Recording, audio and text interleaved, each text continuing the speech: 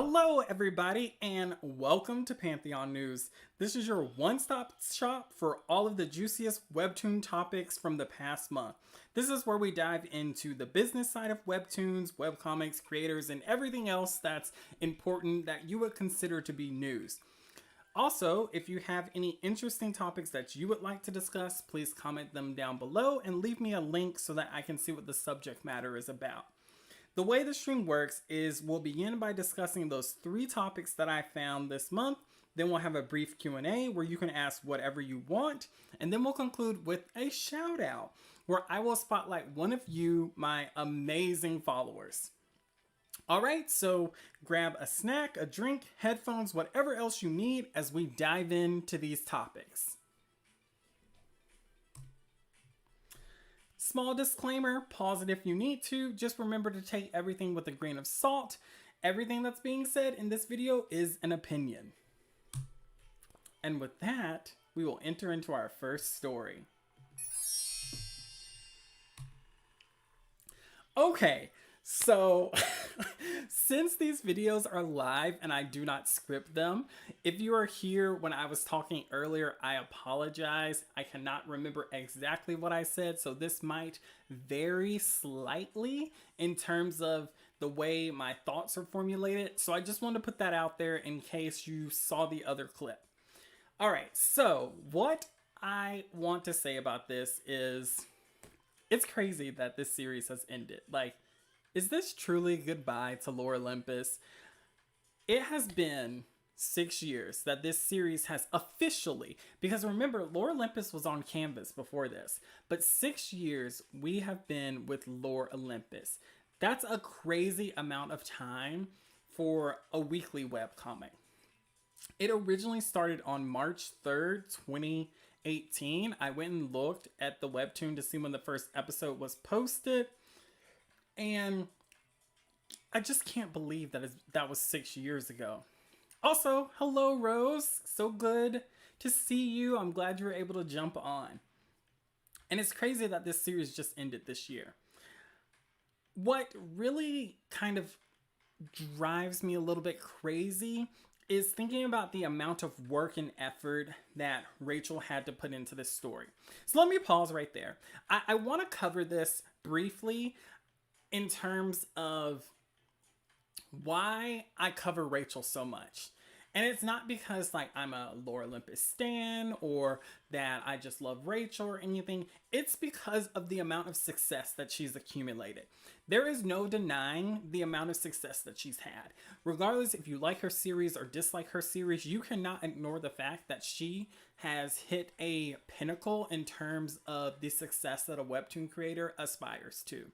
That's my opinion. You can disagree if you want to, but I feel like Rachel is probably one of the standards for like a high tier business lady when it comes to webtoons. But I feel like throughout Rachel's journey, you could really tell that a weekly comic was weighing her down. And so it makes me feel like this type of storytelling can actually survive. And what I mean by that is just think about this. So when you're making a webcomic, you are the artist and the writer, unless you have a team. But let's say for most of us who are just, you know, your average Joe or Jane, and you're trying to make a webcomic. So you're doing the art, you're doing the writing. Now, professional artists and writers work their entire existence on making their craft perfection. And because there's no such thing as perfection, we spend our entire lives pursuing the goal of improving, of refining the skills that we have. Oh, hello. Yes, I'm back. The stream seems to be working. So glad you guys could jump back on. Hi, Spooky. Hi, Janisha. But what I'm getting at is when we think about a writer, they are constantly working to hone their craft. We think about an artist, they are constantly working to hone their craft. Now with webtoons, webcomics, you're doing both. And so that means like, you know, if you're on the animation side where I'm thinking about like drawing and stuff, like yes, they are crazy, like bombarded with schedules and all of that stuff too.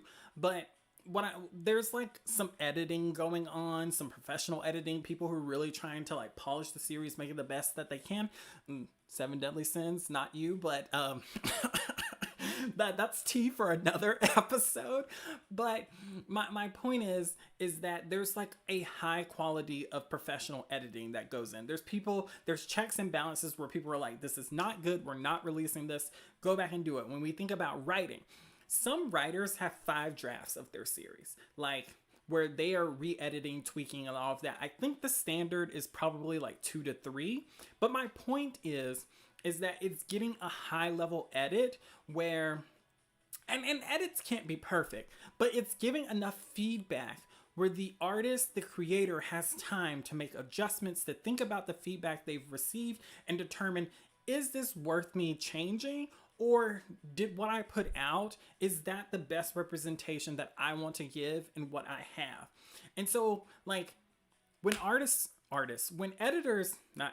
when the creators finish, they might send it off to an editor, then they might have a beta reader, alpha reader, all of those things. They get so much feedback before they release their projects. But with Webtoons, it's like, I'm on the grind for that whole week to release this weekly episode. It goes off to Webtoons or Tapas or whatever other professional service that there is, and literally, I feel, now this is me, I don't know, like we need somebody from Webtoons or from one of these professional webcomic companies to come in and be like, no, we have high level editors. And what I mean by high level, I mean professionals, people who have like respect on their name, like people who can look at a series and be like, yeah, you need to take this back. The idea, it's bumping, but the execution is not. And that's what I feel like is missing sometimes from Webtoons. Like, Webtoons is so stuck on the idea of just releasing something. And so it makes it, to me, feel like these stories where you're getting deep, you're getting into complicated themes, you're getting into, the execution of a long form story, you're getting to the point where it's like, can I tell this in a way where there aren't a bunch of plot holes, where things are moving forward, things are developing, things are expanding on themselves? And so it makes you wonder, can Webtoon artists keep up this schedule? Is this the most productive schedule for webcomic creators? And I feel Rachel has not said this directly, but she has slowed down a lot. She has, prolonged the ending of Lore Olympus, which, granted, girl was doing her business thing. Like, she was out there making deals, getting money, and people were still clamoring. Like, she would go on a hiatus and her fans would just be sitting there waiting. They would like latch on to any crumbs that she gave them. But my point is that I just feel that this type of storytelling cannot be the future of webcomic making. And I feel there will be people, maybe you guys will disagree, and y'all feel that, mangaka do this. Mangaka release stories weekly. The difference with that is, like, let's take Shonen Jump, for instance. Shonen Jump will axe a series immediately. They're like, this isn't hitting. The audience isn't feeling it. It's out. And so it just makes me feel like we need that level of brutality, not necessarily in a mean way, but in a professional way, to really make these series the best that they can be. Like, I feel that Webtoons could have more than Lore Olympus as its huge flagship series. If they executed that level of brutality, they could be the next Shonen Jump. Like, have that same, like, there's so many series from Shonen Jump that are super popular. And I'm just using that as an example of how, like, there's other platforms and studios that have, these successful characters and IP, but Webtoons just seems to have a lot of its eggs in one basket. So do you guys agree or disagree with that? Do you guys feel like now that Lore Olympus is gone, there isn't another flagship series? Or do y'all feel like there's something there that I'm missing? Oh. Shonen Jump creators also have a bunch of health issues from working so much on a weekly deadline. This is what I'm saying. I feel like the weekly deadline cannot be sustainable. It's just not sustainable at all.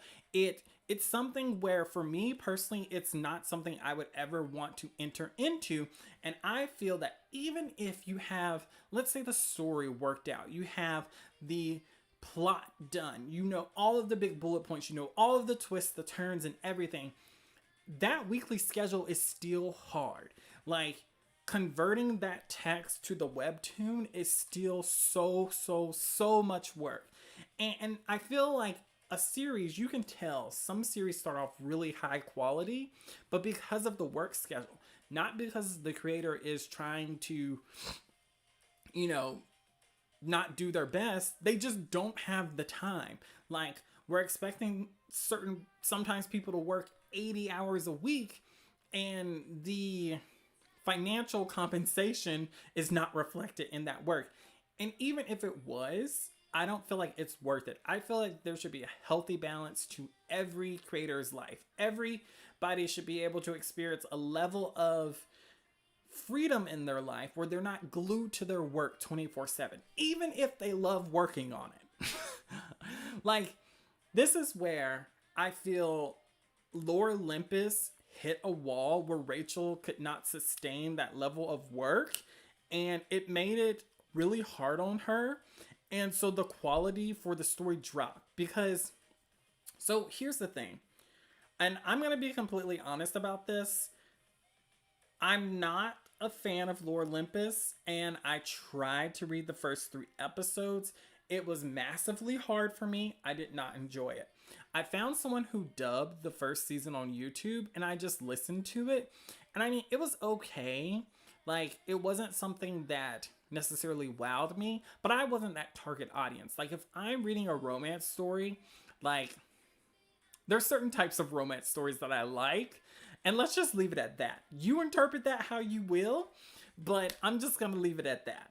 And so I feel like Rachel had these big ideas, and maybe she went into like a meeting with her editor or Webtoon executives, and she was explaining to them like these ideas and concepts, and they were like, yeah, get it, girl. And then like when it came to execute it, it's like you have these huge concepts. How do you go from I'm just an intern in hell to I'm the goddess supreme of all of Olympus? Like, that, it wasn't set up for that, in my opinion. Now, that's from somebody who hasn't read season 2 or been a fan like that. But I'm giving her props regardless. Patient Spooky said, the thing with Jump is also that they host these popularity votes every week. Usually if you're in the top 10, you're safe. Otherwise, you're in trouble. Now, see, I don't want to go that hardcore in terms of like having some sort of ranking system that's really like determining how good your series is. I'm just talking about looking at what you're releasing, and if it's not releasing the quality that it needs to be, then someone needs to step in and be like, hey, we need to fix this. We shouldn't release this yet. Like, let's take a break, you know, give it another week, give it another once over, and we'll go from there. Janisha said, I do not like the weekly schedule. It's stressful no matter what kind of lifestyle a person has. Agreed, 100%.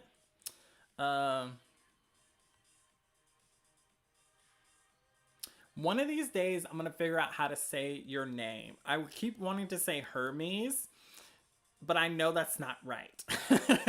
The new flagship series is probably Mafia Nanny because it's produced completely in-house and owned by Webtoon. Webtoons has a few other in-house series, but I will say Mafia Nanny has been pushed a lot on the banner, which makes me wonder, like, I really feel if they're gonna push another series, like, flagship-wise, I was thinking it might be Action, just because, like, they've been trying really hard on that side to, like, bring in new people. But I guess with Lore Olympus not being there, it might be more strategic to get something to replace that people would be really interested in. Which I guess they've been working on figuring that out for a while. But we'll just have to see in their marketing what they push the most next. Patient Spooky. I prefer monthly updates. I feel like creators get more time plus update with better chapters. So here's the thing. Back in the day, like DC and Marvel, I want to say the issues were monthly, and they weren't even that, like, they were thin. And so I feel like it's definitely possible for someone to have a monthly series and it be successful.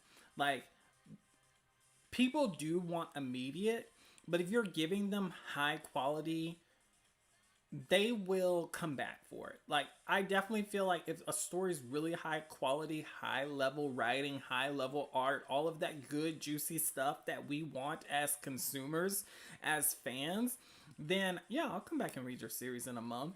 And to be honest, sometimes I'm busy and sometimes I don't feel like reading. So that means that the series that I do love, the series that I do enjoy, I might not pick them up for a month anyway. So I think there needs to be a mentality of getting away from this weekly schedule unless you can sustain that. But the only issue with that is since they get paid per episode, it's gonna be really hard to justify that. Like, the way things are set up are really complicated, and I just don't know of a way that we could fix the system to be able to help people. Like, even if they raise the rates, like let's say they raised it to $2,000 an episode. If you release one episode a month and you only get paid $2,000, and that's not with tax, like that's just straight $2,000, that's not going to cover some people's rent. So it still makes it really complicated. Jay said, mangakas have it hard with trying to be on top as well as delivering interesting chapters with top quality art as well every single week to maintain their popularity for a longer time. Yeah, it's definitely hard out there. So this is where I really want to hear Rachel's honest thoughts. I want to hear her experience with Webtoons. I want to hear like the truth of the entire situation. Lore Olympus, visually stunning. Lore Olympus writing, it's not for me, but you can't deny the success within her fan base. So with all of that being considered, it just makes me feel like I feel Lore Olympus could have been something different, but I think that's me making it something different. Does that make sense? Like, I feel like my thoughts on it are a bit skewed because it's not something that I lean towards or I gravitate towards. It's not my choice of entertainment for a story, but I like it in the sense that like I wish I liked it more to be able to go into depth on like how to fix it, what to fix, and all of that stuff. But it could, I mean, let's see. As fans, if anyone's here, can you explain like what you love about the series, why the series is so impactful to you? I would love to hear that. So let's move on. Let's actually see what the fans are saying. So I'm going to end the slideshow here. And in my opinion, I feel like it's a little mixed. But I could be completely wrong. So here's the episode. Look at the amount of hearts it got. It almost got 100,000 hearts. That's really good in my opinion. We see her final count here. It's had over 1 billion views. She has over 6 million people subscribed, and it has a pretty high rating, whatever that means. I have thoughts on the rating system. I'm not going to go into it. So, spoiler, I'm going to be, scrolling through this last episode. I'm not going to be reading anything, but I'm just going straight to the bottom. So, if you see something or don't look at the screen, whatever you need to do. I'm just letting you know what's going on here. I guess I could just take the wheel, go all the way to the bottom, and then that way, hopefully you won't see something if you haven't finished the episode. All right, so I thought it'd be good for us to just look at the comments. Yes, roses and water. We're going to look at that article because that article is so good. Like, I was not expecting it to be as detailed as it was. So we'll look at it in a minute after this. Okay, here's the top 3 comments. So the top one says, I'm not ready to say goodbye. Clearly this person to me is indicating that they want more. Let's see, this person said, I have been with the series since 2018 as a, maybe I don't want to go into that comment. So let me read it first. Okay, yeah, it's not that bad. As a SA survivor, it has helped me through my trauma. I've cosplayed from this series, and I'm so sad that it's ending. And yet, at the end, thank you, Rachel, for making a beautiful series that has helped me through most of my life. Thank you so much, Rachel. Very impactful comment. And then this one says, that's such a cute ending with her daughter. So obviously the top 3 comments are going to be the best. Like, people are going to be like, oh, no, no, no, no. So let's look at some of the replies. Another positive comment, someone looking forward to the TV show. Someone asking, like, this person's indicating, are there going to be like follow-up stories with Hera and Echo? They said that I love this world. I'm so sad to see it end, but what a fantastic ending it was. People saying they loved the ending, an ending to the era. So all of those comments pretty positive. Let's look at these. This story has healed so many broken parts of me. It's gotten me through the worst relationship of my life and led me to the love of my life. I'm so glad it helps others too. A person agreeing with that. Ain't that the truth? This series is def my favorite. It really is an amazing series. I'm so glad it has healed others too who are broken.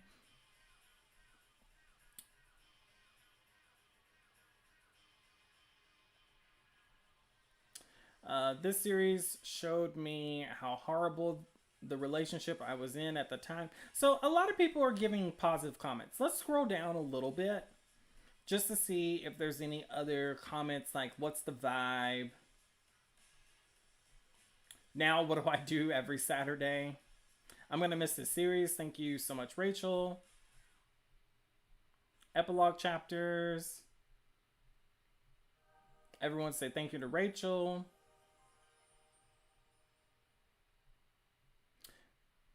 Oh, okay. So this person says, well, it's over. After years of storylines, plots, and random twists, I feel like everything was rushed at the end. The fandom is worse than Star Wars fans because if you don't agree with all the praise and have some sort of different opinion, you'll be ridiculed. I mean, that's how fans are, though. Like, this person said, I don't think I've ever been so disappointed with an ending. And this isn't necessarily a dig towards the author. If anything, it's a backhanded compliment. I'm so disappointed because there's so much I still want to know about. I didn't want this to end, and I still feel this, full of questions. The ending just felt jumbled together, given how thoroughly things used to be explored. I've been reading the series since 2018. I don't know. I thought I'd be melancholy about the ending, but I'm just sad. So there's a lot of positive comments. There's some on there where people are like, you know, eh. All right. So let's get into the truth. The truth. Like, not the truth for real. This is a fan's opinion that felt like they did not like the ending at all. So this will be linked in the description. You can totally check it out and see what they had to say in detail. I'm not going to read the full article, but I just want to like explore some of what they said because I thought it was really interesting.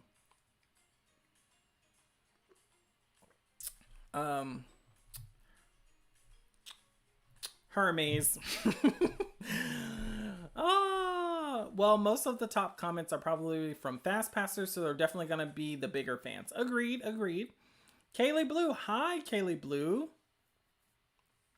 Said, I don't even read LOL, and the anti-fans are wild.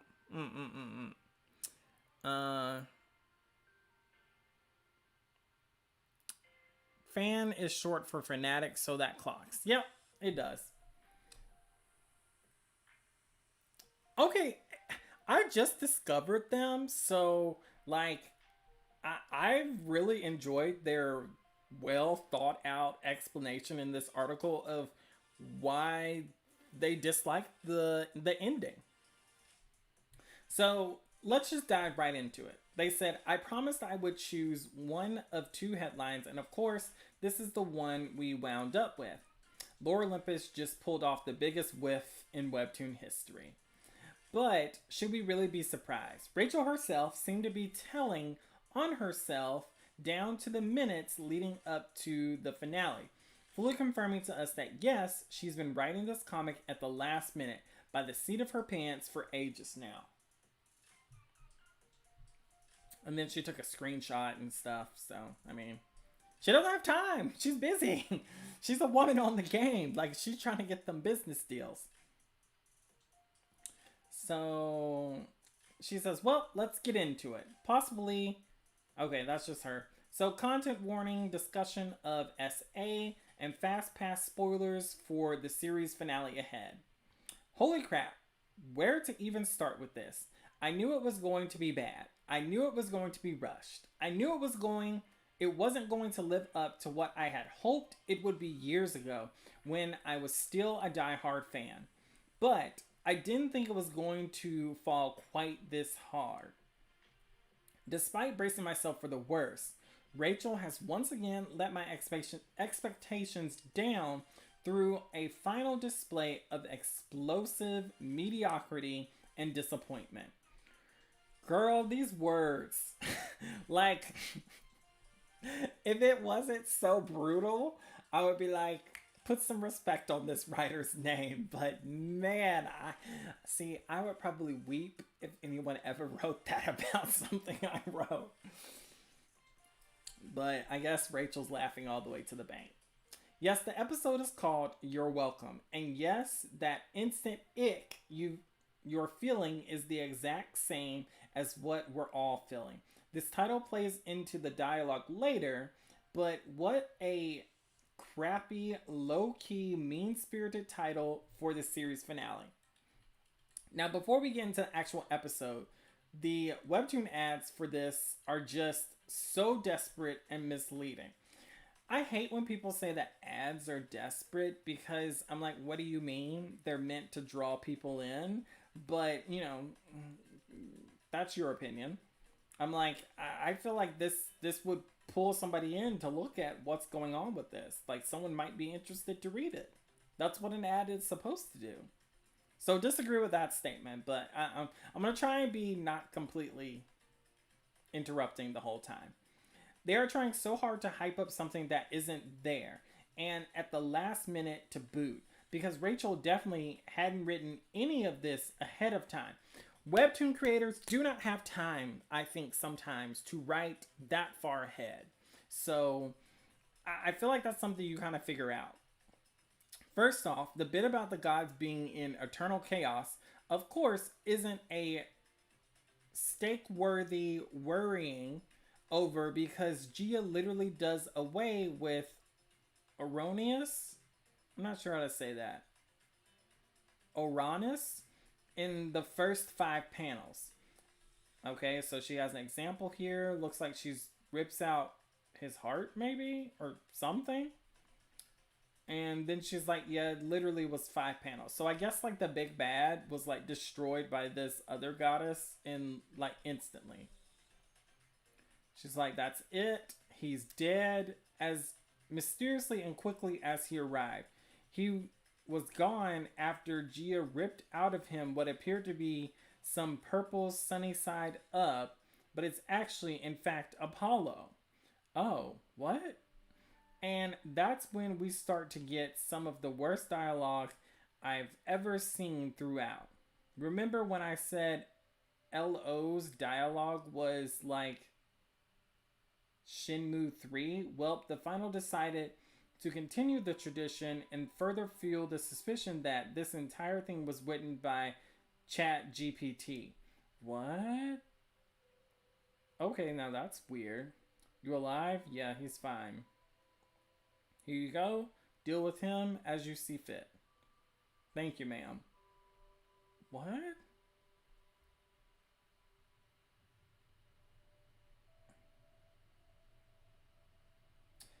Oh, by the way, that thank you, ma'am was Artemis' first and last line of the episode. Now, I do remember Artemis being a pretty big deal in the first season. So, once again, just like in episode 248, we're completely robbed of her reaction to Apollo being a R word piece of crap and the character development she could have had as a supporting character. The women in this feminist retelling really couldn't be more half baked. Gia stumbles upon Persephone, and I'm not even gonna effing bother showing the panels where Gia says it's time to make things right because they literally don't matter. Why don't they matter? Because Rachel just had to get in one more pointless time skip. So I'm going to fast forward through some of this because I don't want to reveal the whole article. I feel like that's never fair to the person who writes an article. But as we can see, this person really loved Lore Olympus, and they really spent some time breaking down a lot of the last episode or the last few episodes details about what's going on in the series. So 1 second, I want to skip down to another part.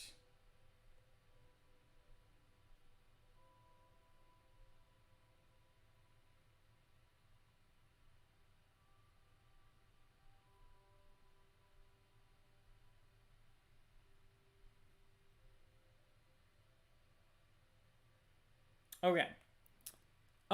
Oh, people are talking. I'm sorry, guys. I was reading. Jay, their expectations were higher than what they got due to all the buildup throughout the story, and that's truly sad. Kaylee Blue, a fellow pantser. Yeah, I mean, pantsing can be a justified reason, a justified method of writing a story. So I'm not a pantser. I could never. My brain just cannot. Janisha said, Lore Olympus, artistically, I love the colors and shape language story-wise. I really liked the first half in Persephone trying to become a strong, independent woman.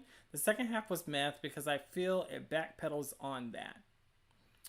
Hermes, Generic Puff also makes a LO rewrite comic called Lore Rekindled that you should check out. Maybe we'll check that out on a stream. That sounds kind of fun. Kaylee Blue said, if you've got popular, chances are someone would say that every update. Oh, it's that person. It's Uranus like the planet. Oh, okay. Got it. It wasn't spelled like that, so that kind of threw me. Fascinating how people can write entire articles about your work. So that's the thing when you become like a public figure. And I'm sure people say this about me or things that I've made. They're like, you know, who's Apollo to talk about this stuff? So, I mean, I feel like anytime you put anything on social media or on the internet, people are going to have opinions about it. Now, the fact that this person went into this much detail is like high level of work, but hey, I mean, if they enjoyed it, that's their time. But this is the type of editing. So this is the type of editing I would want from my editor. Like, I would want them to rip apart my series and be like, why doesn't this make sense? Why does this only happen in 5 panels? Where's the chemistry between our two characters? Are they longingly looking for each other? Why didn't you wrap up this subplot? Like, that's what you want from your editor. You don't want them to just be like, yeah, I read it. Everything made sense. All the grammar looks good. Oh, well, we added a few commas and a period here. Could you change this and add a panel here? Well, this doesn't break any of our TOS. I don't need you looking for your TOS. I need you trying to help me make a good story. Like, insane. Insane. So there was one more thing. I saw it earlier.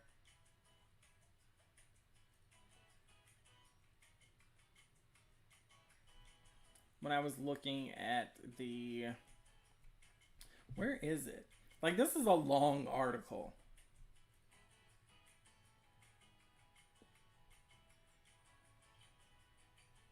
Okay, here we go. The very end.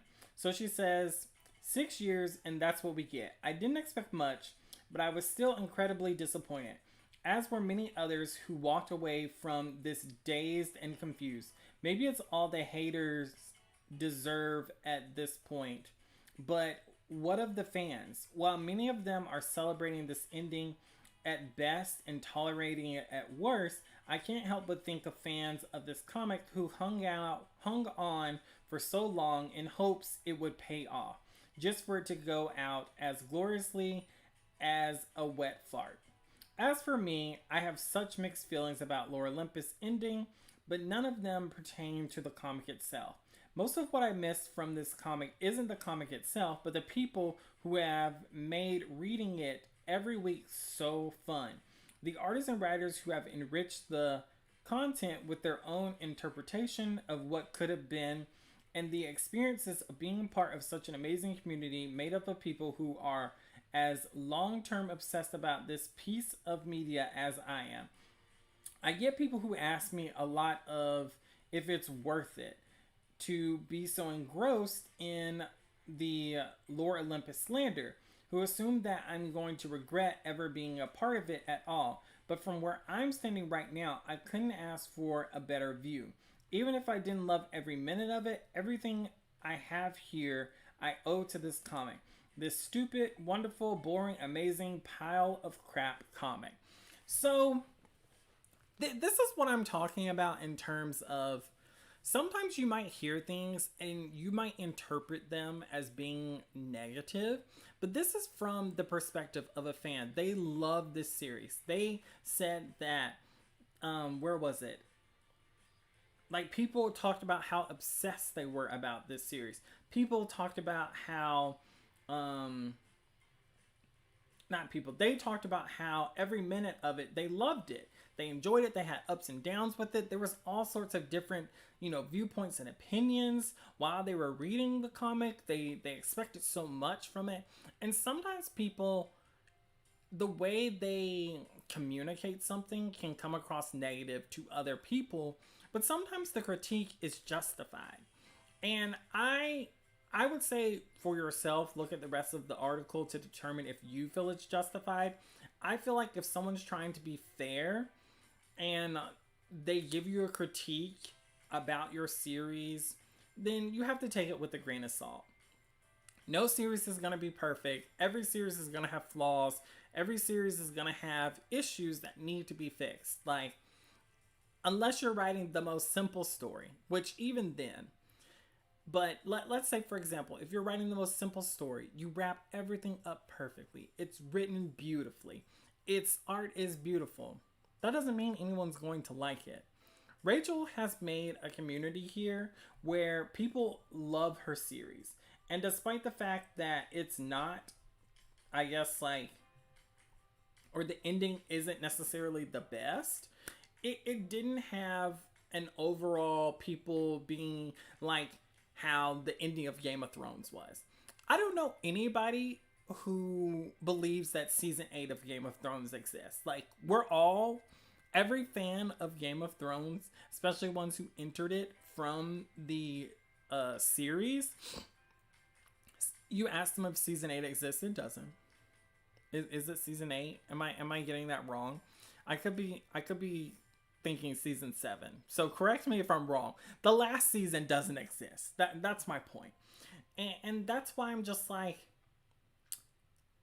so many comments on this, so many in-depth analysis of this series. It really just lends itself to make me feel like the series was mixed. That's just the best way to say it. So was the ending actually important? Well, yes and no. And I feel like time will really determine if the ending was as impactful as Rachel needed it to be. Because a good ending will determine that series' longevity and determine how many people revisit it in the future years to come. Because right now she's releasing her paperback books, and I feel like this ending could affect sales and in the negative way, because people might feel like, well, I didn't enjoy the ending, why am I going to keep collecting it? But it could also affect it in the way where people are like, I enjoyed the ending, I want the whole box set. So there's a lot that could happen going forward in the future. I want to see what Rachel's next work will be. Will she make another webtoon? I think her making another webtoon will be the most telling of how intense this type of work is or not. Because working in the creative field is hard. And I want to know. Like, Rachel, let us know. Hit us up. We want your honest thoughts. So what do we learn from Lore Olympus? I kind of touched on this earlier, but I really think it's important for us to remember that the success of a series is determined by fans. Like, it's determined. Now, you can have your own metrics, you can have your own self-love for your series and whatnot, but if we're talking about, like, business-wise, fans determine it. Like, people who are buying into, people who are reading, getting the merch, doing all of that sort of thing, that really is what is, from a business standpoint, is going to determine a lot of the future of the project that you're working on. And you can disagree with this. I would actually want to know, what do you guys think? Do you all think that, like, from a business standpoint, like, your readers, your fans, your audience, does that determine your success? I think it does. Like, for me, anything that I produce, I'm going to say I'm a fan of it. I love it. But I also feel like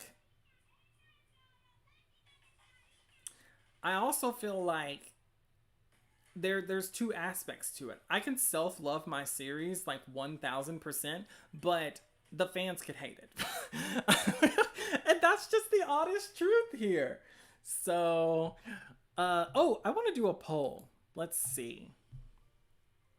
Start poll. And let me ask you guys, and you guys can answer in the poll. What? And this is going to be generic. So, what determines success in a story? I'm going to put audience, me. Let me put yourself. Or let me put the creator. The creator. And then we'll do one more, profits. And so while I'm talking about the other points that I have listed here, you guys can participate in the poll. Oh, Patient Spooky said, I'm nodding along with everything Apollo says, that my neck is hurting. No, don't let your neck hurt. Kaylee Blue said, depends on what your goals are. If your goal was to make a comic, congrats, you did it. Yeah, I agree with that. That's why I said from a business perspective. So, but I do think that you, as the creator, determine the success. And so it's just always interesting for me to hear when people say, like, oh, well, this determines the success. And then they say, but my numbers are low. Or they talk about, like, their like count or their follower count or their sub count. But if it's really about, like, self-love, like you being the only one who loves your series, then follower count and numbers don't matter. And so that's where I get into, it's more complicated than just self-loving your series sometimes. I'm not sure how to pronounce your name. Is it Tat? I'm not sure how to say it. Tie it. Yeah, broadly speaking, you define your own success. Yeah, I definitely think broadly speaking. Okay, so getting back to this, what can we learn from Lore Olympus? I think one of the biggest things is making a strong fan base, like interacting with your fans, creating, loyalty with your fans, like giving them little extra, tidbits and, being able to really create that level where your fans want your work. Like, they just support you because you're their favorite creator. I think that's so important. And I feel like a lot of people have revealed that to Rachel. Like they came in to read her series and they left being a fan of Rachel. And I think that can be a really important selling point for creators nowadays, because I'm sure so many people are going to want to know what Rachel's next project is. And then investing in your own brand. So this is where I think it's so important to, now y'all might be like, oh, well, you're contradicting yourself. I'm not. What I'm saying is believing in yourself in the extent that you've put yourself out there, invest a little bit in, what you've created. Be proud of what you've created. Be proud of what you've released, and really think about like how to expand the brand beyond just what you've made. Like, does my logo work on a t-shirt? What can I do to expand my reach? Am I going to do a book signing? Like all of that sort of stuff. Like really take time to figure out like what's going to really affect your brand as a business individual. Oh, it's an alternate spelling for Tate. I was like in my mind, I've talked about this before, but in my mind, I'm trying to sound it out, and I'm just like, it. Like my brain kept being like, what is the it? I'm not getting it. Gotcha. Oh, thank you, Tate. Janisha said, can I say both, you and your audience? You can definitely say both. That is 100% justified. I do think, like I said, a level of self-love is involved with determining success. Self-love doesn't pay the bills, but I do think that you have to be your series' biggest advocate, 100%. Jay said, without an audience, you won't get profit. And as a creator, I'm just an asset that's generating the final product. Obviously, if you want to get money from it, that is. Right. And so that's where I'm saying from a business perspective. Like, from a business perspective, like, your love of your series doesn't necessarily always generate profits. It can. Like, there's plenty of people that are like, I'm just creating because I love to create. And I'm just like, that's amazing for you. But there's tons of us that are creating that it's not happening. So that's the level of reality I think, we have to be honest about. Rose said, so I think as a creator, you have to make a good comic that audiences are excited to share. Other than that, audiences reading your comic are what define how big / what success you get out of your story. Yes. 100% agree. Spooky said, if anything, if your audience loves your work so much, they'll do the advertising for you. That's super true. Like, some of my biggest peaks of interest with Lord Olympus has been from seeing people cosplay the characters. Like, I'm like, oh, what is this? These characters look so cool. And I'm like, oh, it's a Lord Olympus cosplay. Kaylee Blue said, the audience is important, of course, but I think there's a lot of instances where fans can get out of hand and entitled to you as a creator. Oh my good grief. Kaylee Blue, I 100% agree that fans can get really out of pocket. If we look at the situation that just happened with, what is that creator's name? They made the guy upstairs. That whole situation was wild. If you're interested in knowing my thoughts on that, that's a Patreon exclusive. But yes, it can be really crazy. Kelly Blue said, like the "we made you" mentality. So I hate that sort of mentality because no, you didn't necessarily make me. Like, you're a fan of me and you support me, but that doesn't mean you made me. Tate said, I know, you're not the only one, no worries. Okay, cool. Thank you, Tate. Spooky said, of course there's a balance. You can't let the audience dictate what you make, but you shouldn't exclude them out of the equation entirely. Exactly. That's kind of why we do, target audiences. Like, that's why all of that, like, data and information is important. Like, age group, region, all of that's super important. Rose said Hansa. I think, yes, definitely Hansa. Oh, hi, Jenny. I don't know if I've ever gotten a chance to talk to you. Who was Lore Olympus written for? Like, who was the main audience? Is it worth getting into? Um, I don't know what her target audience is. From what I've listened to, read, whatever you want to call it, I want to say it's for like the YA female. So the 17 to 22 range, or 23, like someone in later high school to early college. Maybe a little older than college.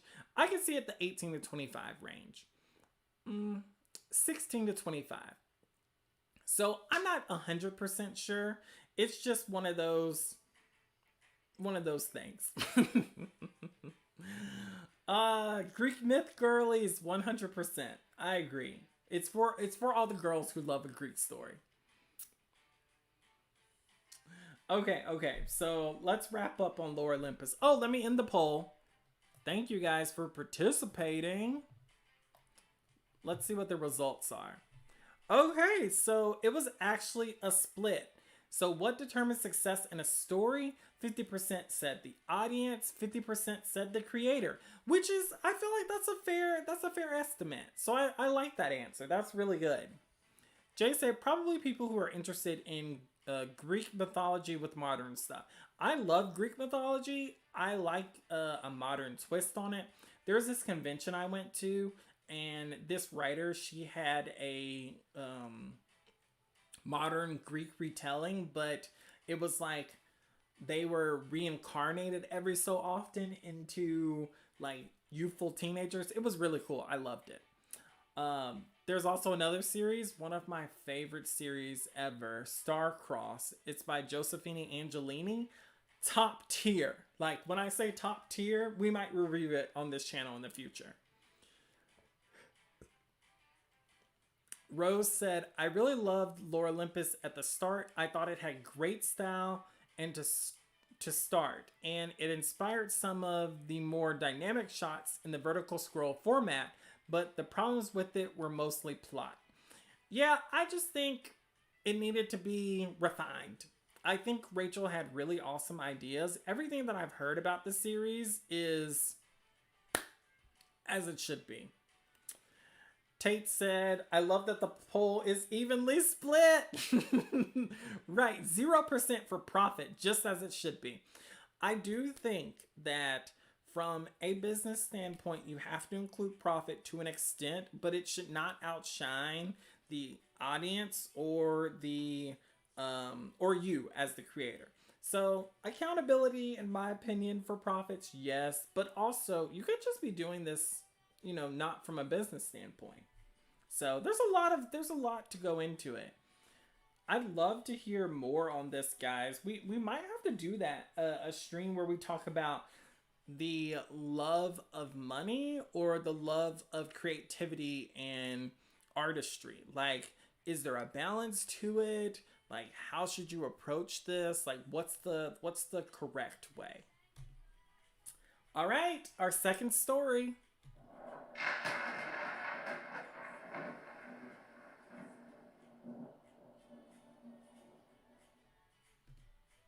We're getting into the Webtoon IPO update. So there is an article that I feel like if you guys can check this out, it will sum up a lot of things that are going on behind the scenes and help a lot of people to understand like a little bit more of the business side of Webtoons finances. So we have to end the stream and we're going to go to our next article.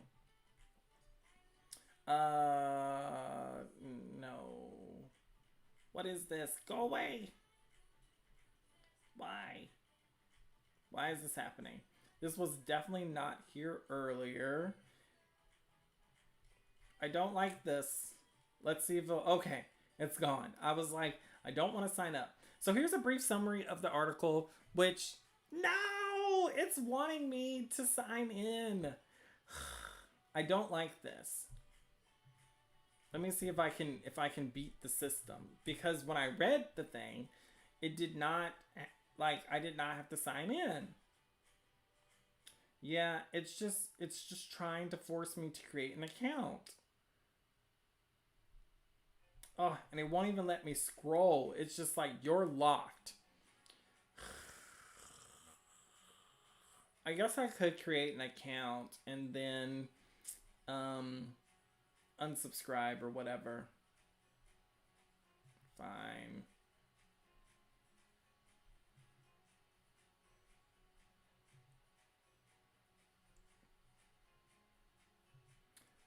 Oh, that really irritated me. And now this thing is here. Like, go away.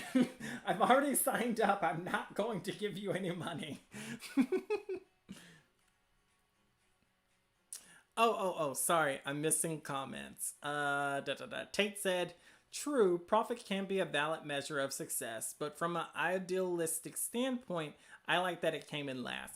I agree. I think that you should definitely love your craft over money. Like, craft and audience, because audience is important. Like, I think people underestimate sometimes the power of a really supportive audience. Janisha said, which Janisha, I hope I'm saying your name right. At the end of the day, the creator has to make a lot of decisions as the creative, but if you want to make a business slash profit about it, then you have to factor in your audience and build off of that. Of course, make it enjoyable for yourself and buckle in. Yes, that's super smart. I love your perspective on that. Okay, so here's a summary. Webtoon Entertainment Incorporated has filed for 100 million IPO. Remember from our last IPO video that stands for initial public offering. But the final amount may be much higher, which I think in that article that we read they were going for like 300 million or something like that. But this is we'll get into it, but that's what they have officially filed. Webtoon is a platform for publishing comics and cartoons online with 24 million creators. That's crazy. That must be global. And then 170 million monthly active users. That's a lot of users. The company needs to improve its growth trajectory and faces competition from new AI tools and platforms in the digital content creation market, which Apple did say that they're trying to release a Webtoon thing. What was that? There was another company that I'm blanking on. They said that they're trying to release a Webtoon scrolling format. So there's like a lot going on. We can ignore that because that's a self advertisement. Okay, so this guy says in this article, Webtoons is growing revenue more slowly. So they've really slowed down in how they're growing. And that's possibly why I feel like this IPO is like slowly trickling. Like that's why the it's not going to happen as quickly as I think it is because I think they're trying to acquire more assets to show that hey, we've partnered with all of these people, therefore give us more money. So that's what I think they're trying to do. Okay, so it says Webtoon Entertainment has filed to raise 100 million in an IPO of its common stock, according to an SEC registration statement. WBTN has created a storytelling platform for comics and cartoons online, while Webtoon Entertainment has potential competitors and opportunities with new AI technologies. Management seems to be managing the company for profitability, which has produced materially slower revenue growth. So, what's interesting about this is we have kind of heard about Webtoons, like stories on Webtoons having AI introduced, and I wonder if Webtoons is testing stuff. Like, I wonder if Webtoons is putting stuff out there or letting creators put stuff out there to see how people respond to it before they start doing it themselves. So we'll have to find out about that. But it's also interesting to hear about potential competitors because once a competitor enters the market that can really tangle with Webtoons, this will really make it hard for them to, like right now, if a creator gets an offer from them and they kind of haggle back and forth, it kind of makes me feel like Webtoons kind of like, well, there's nowhere else for you to go, so take it or leave it. But with a strong competitor, they're going to be like, hey, well, my IP is valuable. I'm going to go over here. So that could really be beneficial. Now, what I found to be interesting about this, and we'll get further into the IPO stuff, but they say, what does Webtoon do? Which we all know, but there's a list here. And it says the company's primary offerings include the following: web comics, graphic media, web novels, text medium, and then community. And the last one, title adaptations. So we get Webtoons, the webcomic things. We know with Wattpad and whatnot, the web novel aspect. Community is interesting. So I'll come back to that. We know about the title adaptations, but it's what's interesting about the title adaptations to me is it makes me feel like Webtoons is telling people like this is how they're going to push even further in Hollywood. So I feel like we can expect more IP getting sold to like Netflix or other studios to be made into future movies, TV shows, that sort of thing. Now, Community is kind of strange to me just because I feel like unless you're on the Webtoon comments, does that count as the community aspect? Which I guess on YouTube that could be the same thing. Like even on the community board, you make a post and people leave comments. So maybe Webtoons is thinking about really leaning in towards like forms possibly, because since community is listed as one of the primary things that they offer, we know they have the creator profiles where you can have like a feed and stuff, but it just makes me wonder if we can expect more from them in community and then adaptations. As of March 31st, 2024, Webtoons has booked fair market value investment of $1.7 billion from investors, including Naver and LY Corporation. The firm markets its online service primarily via online means through web and mobile apps and word of mouth. Management says the site connects 24 million creators with approximately 170 monthly active users in over 150 countries around the world. I think they mean million. Like there's no million here, so I'm going to assume. Marketing expenses as a percentage of total revenue have fallen as revenue has risen, and the figures below indicate. Oh, sorry, I wasn't paying attention to comments. So, Spooky said any mention of AI shudders. Yeah. Kelly Blue said they mentioned some AI tool in their filing called Constella. What are you referring to, Kaylee? They basically train an AI on the creator's art and use 3D to make poses for the AI to map onto. Okay, and Webtoons is doing that? That seems like it would be like a Clip Studio thing. Weird. Okay, so let's look at this real quick. So we have marketing and expenses. So we can see like the percentages are going down as it gets closer and closer.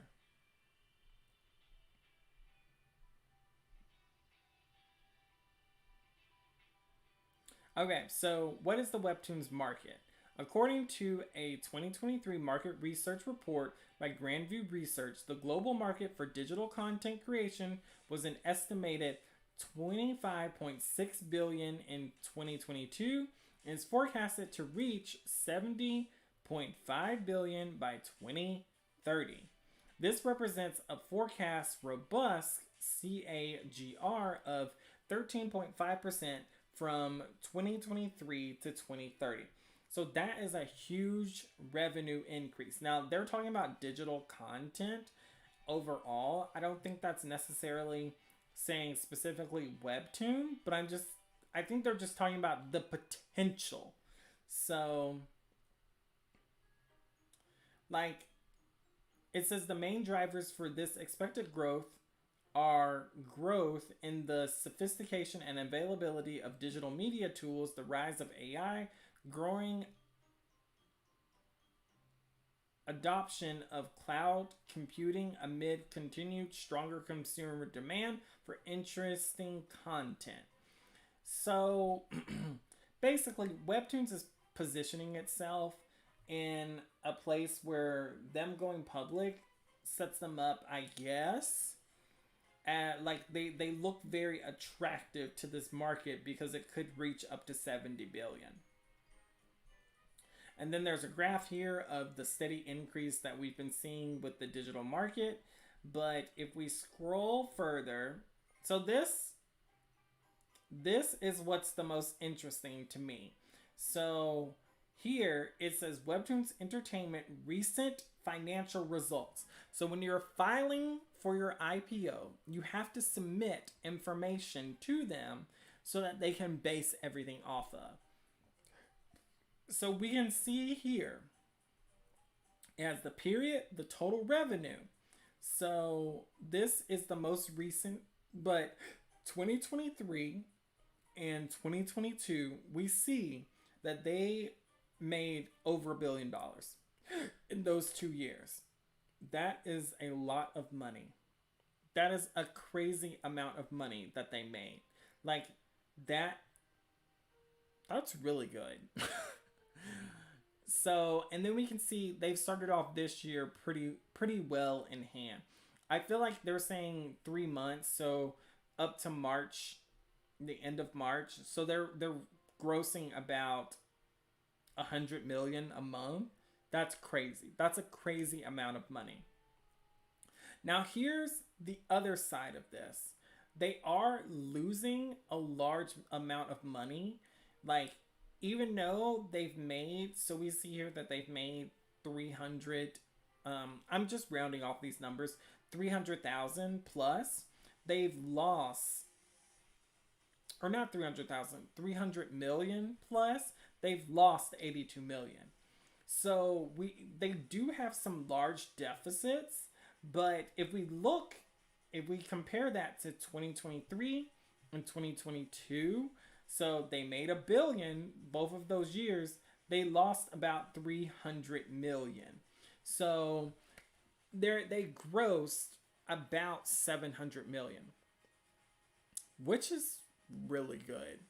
And that's why I'm like, I feel the IPO, if creators can understand this information, and I don't fully understand it myself to the degree that I can really, talk in depth about it. I understand it enough, in my opinion, to where I feel like if your profit is 700 million a year, you can throw me a bone.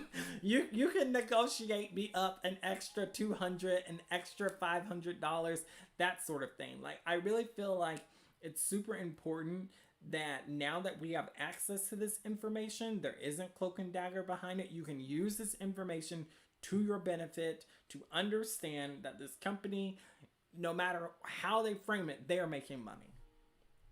So let's look a little more. So we see their gross margins, that they're in the positives, they're not negatives. So they're doing really good.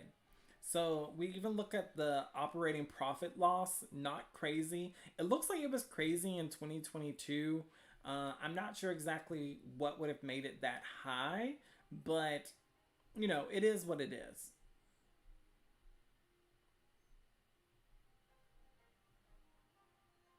Now they are a lot lower, in my opinion, on cash flow, and they were at a deficit in 2022.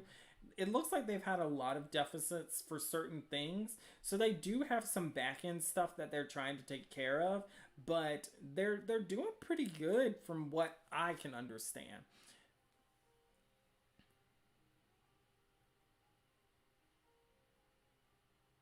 Oh, are y'all talking about the AI stuff? So Kaylee Blue said they basically train an AI on the creator's art and use 3D to make poses for the AI to map onto. Patient Spooky, oh, so it's only trained on the creator's own work. Kaylee Blue said, even if it starts out as their own art, the creator potentially has to give them unlimited rights to do it. So they could just put anyone's info into one big model to skip artists. Patient Spooky, that's kind of rough. Up, Kaylee Blue again. Plus, if you skip drawing the characters and skip drawing the background, what are you even doing anymore? That is an interesting thing. I do think for professionals though, like on tight deadlines, that would help improve the story quality a lot. But that's just my opinion. I don't know. Like, I do kind of agree with you though. Like, if you're just computer generating everything, it's a slippery slope. Like, are you even doing anything? Are you a webcomic artist anymore? Or are you just a writer? Tate said, I'd say writing the script, but they're probably using AI for that too. Up, Kaylee Blue, that's what I just said. Yeah, they're writing a book. Like, just write a book. At that point, you're just writing a book. Like, don't say you like to bake and then present a Hostess snack cake.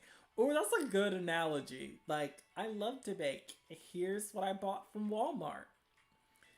Tate said, well, that's the point. They don't actually care. They just say they do. Y'all were having a deep conversation about this. That AI thing really triggered everybody. Patient Spooky, Kaylee Blue, I mean, and I see, and this is controversial, I know, but I would like a tool to help me make my art a lot easier, like a fill tool or a line art tool, but I don't think AI is that advanced yet. You know, Patient Spooky, I do agree with you that it would be nice if there was tools to help with such a demanding job like this. I don't want it to do the art because for me, I feel like the drawing part is fun. Like figuring out stuff is fun, but I can see definitely doing a comic and the repetition for it to be something where it's just like, yeah, I wish somebody would just do my line art right now. I wish there was that option sometimes. And I can totally see that. So I feel like the AI thing has gotten really out of pocket. Like it's become really crazy. And it's just like, it's one of those things where in my mind, when it first was entering on the scene, I was thinking it was going to be like how when Photoshop and digital art really started picking up and like all the traditional artists were like, they're going to steal my work. They're going to copy my work. Like I really felt like it was going to go in that direction. But it seems like it's legitimately trying to just do art for you. And I don't like that. I don't like that aspect for artists. Like, artists still need to be hired and paid. Kaylee Blue, I will forever fight that we shouldn't be letting them make the work harder. And just accept them making it worse. Jay said, probably you will just end up as an author with the idea. Yeah, that's what it seems like, which is so crazy to me. Like, it's just so weird to me. It's like they want to replace artists and writers so bad, but all of the stories that people love are from people. I can't talk about this AI thing. I'm supposed to be talking about we really got sidetracked on this. So... Oh, Witch's Brew, hello! No, you did not miss the stream. I had some technical difficulties, so we delayed the stream for an hour. Alright, so getting back to the Webtoon IPO stuff.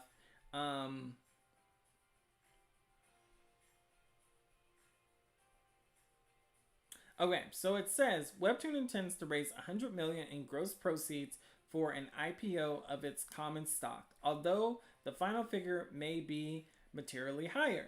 No potential new shareholders have indicated an interest in purchasing shares from the offering. The company will be an emerging growth company according to the 2012 Jobs Act, which means the firm will be able to disclose substantially less information to shareholders, which is annoying.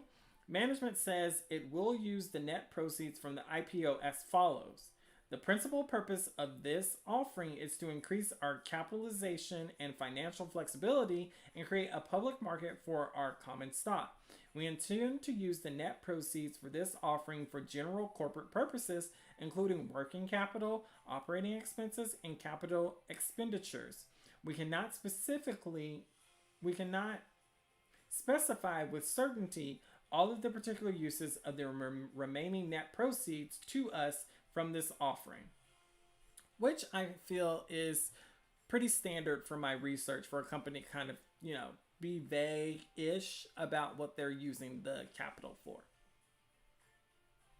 So with all of that being said, let's go back to our PowerPoint.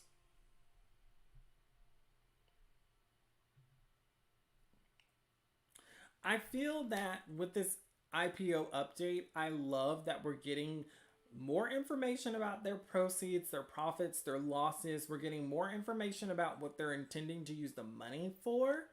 I do hope that this will allow us a deeper dive into Webtoons as a company and be able to use this information that we did not previously have access to be able to really help us develop, I guess, or I should say, help us to be able to set up the best possible business deals with this company if you decide to work with them.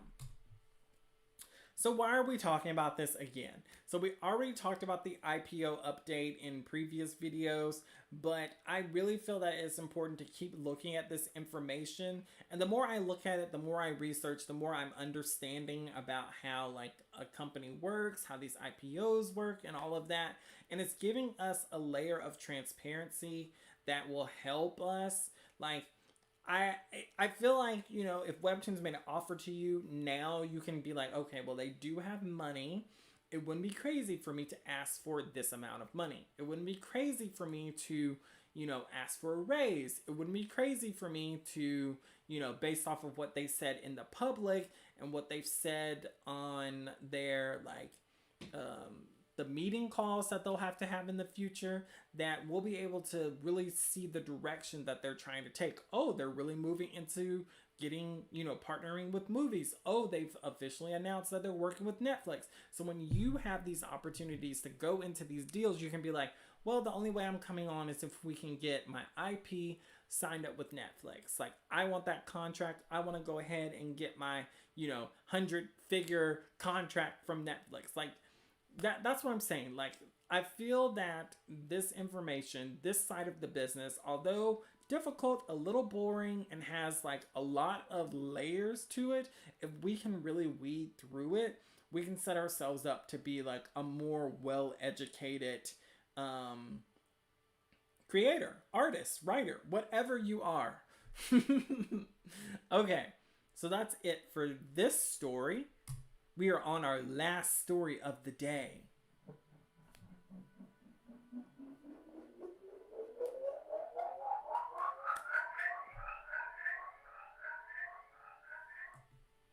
All right, Webtoons joins Airlines. Oh, Kaylee Blue said, have you seen the info Webtoon put out about this? The link was going around when it first came out. Are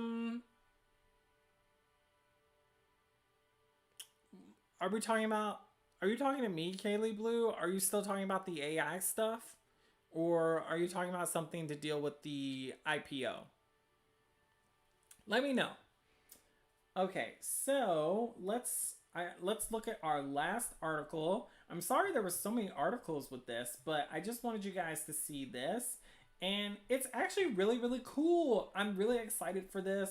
I think this is a cool opportunity. And my business brain was just firing when I saw it. I was like, what? I would never have thought of this as a business deal. What's going on?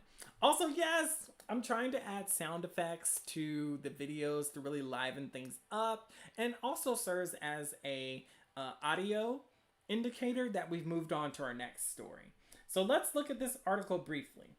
So Webtoons is teaming up with Thales InFlyt Experience to integrate Webtoons' full catalog of webcomics for passengers to enjoy during their flights. This partnership will allow passengers to enjoy Webtoon digital comics via their mobile devices, enhancing the in-flight entertainment experience.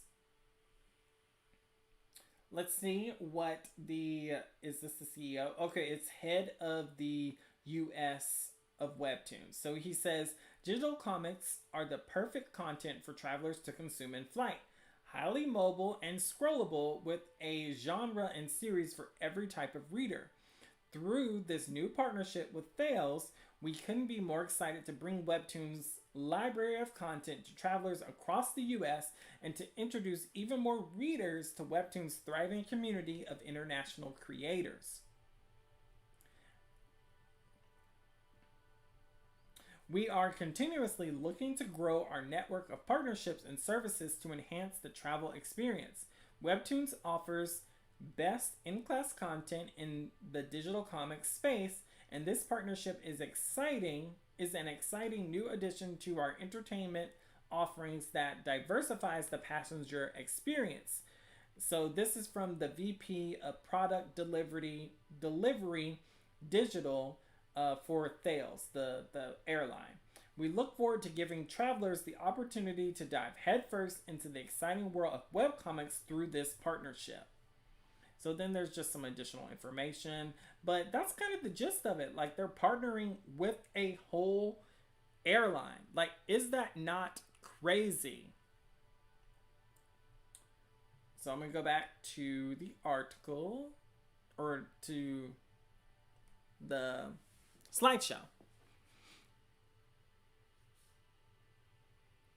Oh, yeah, I did see the SEC file. It's pretty interesting, but yeah, send it to me on Instagram. There's a lot of information on it that I feel like I want to wait to see how things go. Like, I'm just slowly continuing to read about the IPO stuff, and I have to do a lot of research to really make sure I kind of know what's going on with it. I can read like the profit and the gross and the profits and the losses, like all of that's pretty straightforward.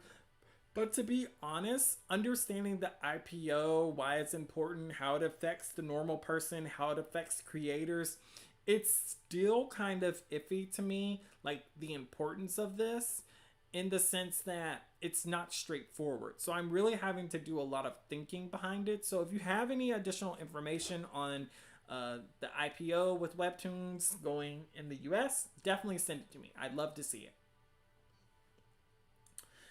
The production value continues to rise. Yes.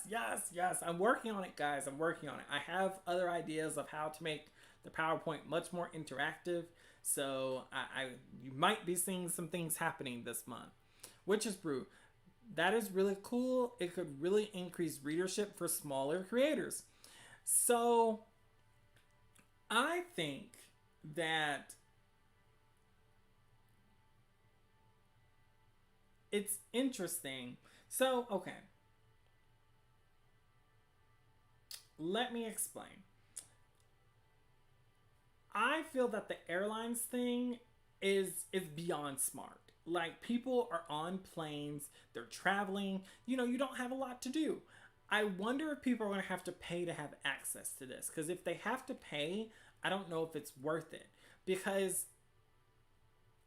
if I'm not into Webtoons, I don't see myself paying to read Webtoons on the flight.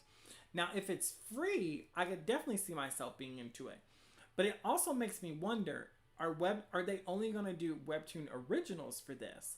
Like, they say that you'll have full access to their catalog. Well, they don't technically own the Canvas catalog.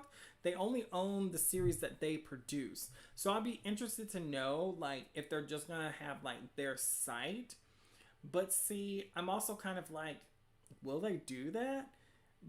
Like, I feel like it's going to be different. Because if you can just get internet, then you can just go to the site yourself and, like, just pay for the airline, or the airplane Wi-Fi, instead of paying to read Webtoons. So like I want to see what the actual structure for this is going to be, and I couldn't find any details on it. So that's what I really want to figure out is like, is this an original thing only? Are they giving people access to the site? Like what's going on here? How is this going to work? Like that's what'll be really exciting to figure out. Kaylee Blue said, if we buy the stocks, we can control them. That's what it means. So from my research, the people really can't control the stocks only unless everybody bands together. And the reason it's so, okay, let me pause just to touch on this. And I know we're backtracking, so I'm sorry, you guys. From my research, the stocks that are available to the public are like the Remainer stocks. So Webtoons has an initial offering of selling their stocks, and they give it to their private investors first. Like, so these are the people who are going to be on the board. Like, these are the people who are going to be running Webtoons. Like, these are the people who are going to be like vetoing or saying yes to stuff. So it goes to them first. They buy a majority of the stocks. And then after all of this dealing has gone on, the board has been established, they've been established, Webtoons divvies up how much they'll sell to the public based after that. And so once they have that set, a lot of times they don't sell enough to the public for the public to gain majority control. So I feel like you would have to get an investor plus the public to be able to get majority control. And then if you have to partner with the investor, why would he give you his portion so that you can obtain majority control to make the company not as profitable? Because a lot of things that the creators want, I feel like investors would be like, I'm losing money from this. So I'm sorry to jump back on this story again, but this is why I'm like, it's not as straightforward as people think. From my research, like just because it's on sale from the market doesn't mean 100% of the company's on sale, because you have to think too, Webtoons is retaining a percentage of it as well. So like it could, and the terminology can be a little confusing too, because they can be like, okay, 100% of the stock is on the market. That's 100% of the stock that Webtoons is selling, not 100% of the company. So like if they only put out 20%, and that's only 1,000 shares, that is 100% of what they put on the market, but it's not 100% of the company. They still retain 80%, them and the investors. So that's why I'm like, this gets all sorts of not straightforward. Like, and I don't know necessarily how Webtoons is being set up, and that's why I'm like, I wish we had somebody who was into this that I could speak to and be like, so explain these SEC documents to me. I need someone smarter than me to really cover the basis of this and the structure and what's actually being sold. Because to me, this side of the business is a mess. And it's like, why? The only thing I see that we're benefiting from is the transparency. If the creators could rise up and buy Webtoons, I'm all for it. I'm all for it.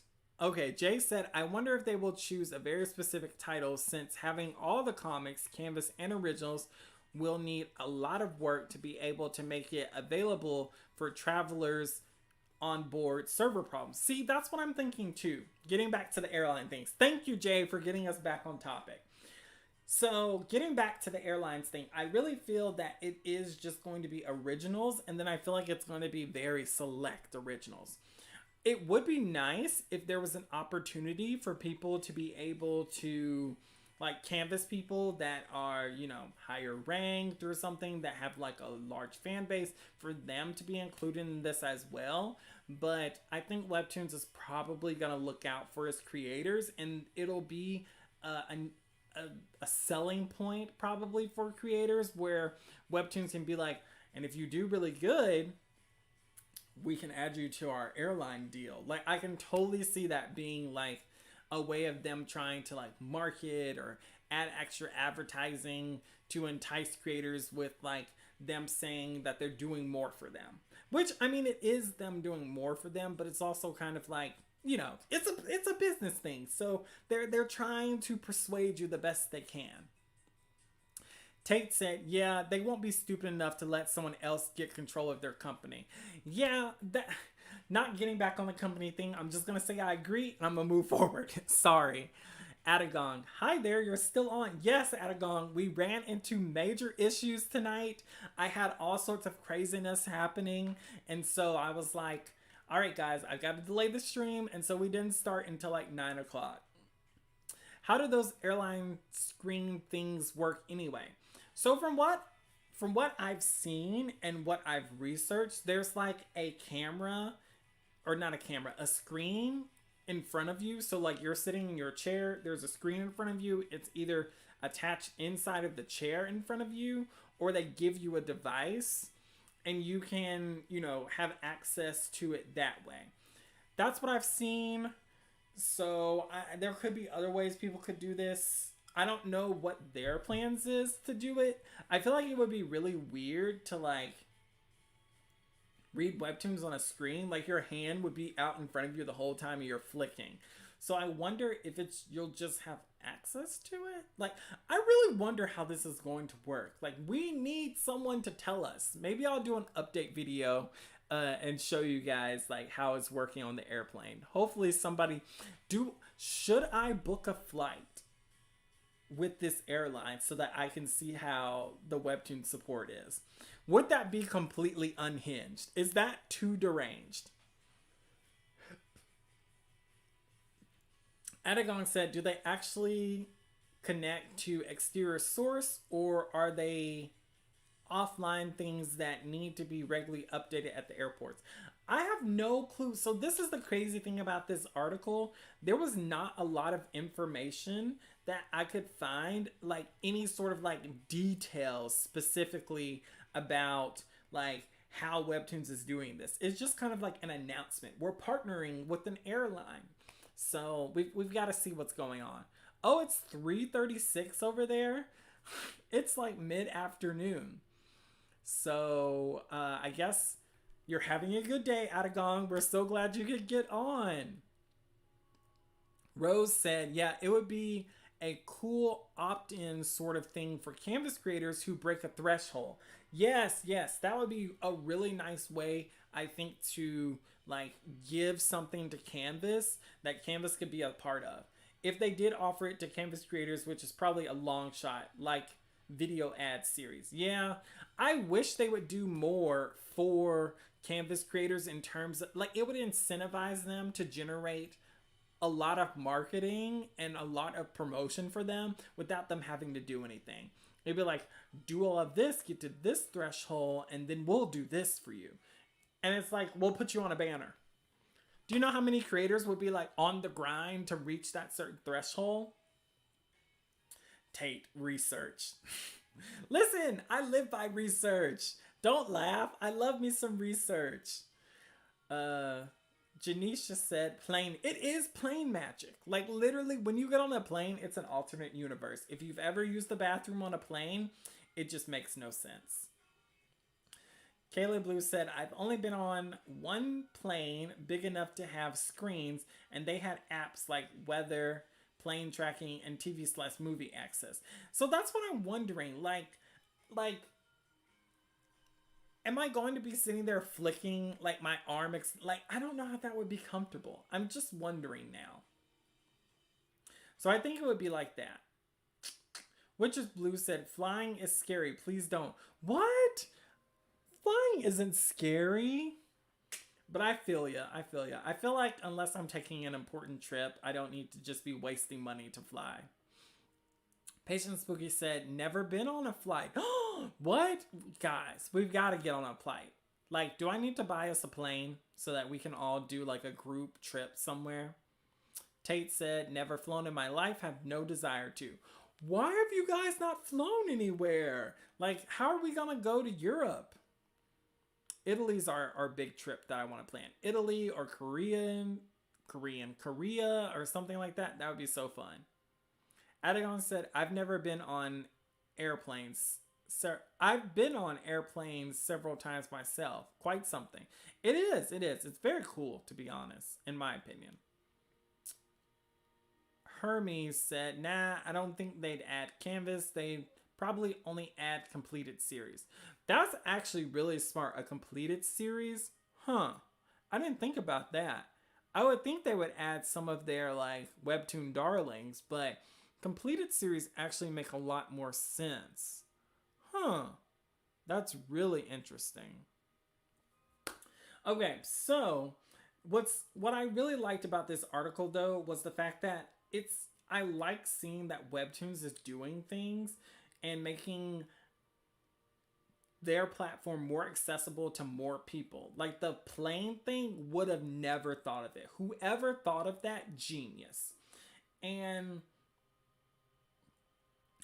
like I think that's the sort of mentality that Webtoons needs to keep pushing forward in. Like these ideas that are outside of the box that no one is doing, but if they can find the right partners to go in with them, they can make it work.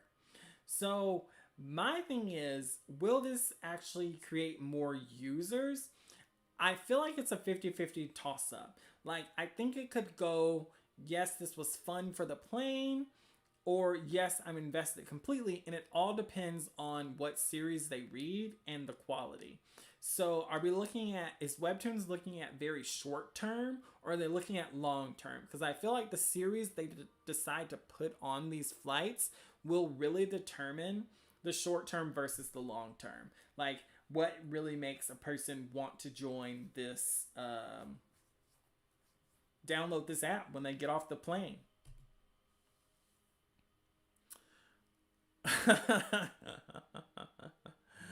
Caleb who said, I don't know if it's the same article, but the one I found says personal mobile device.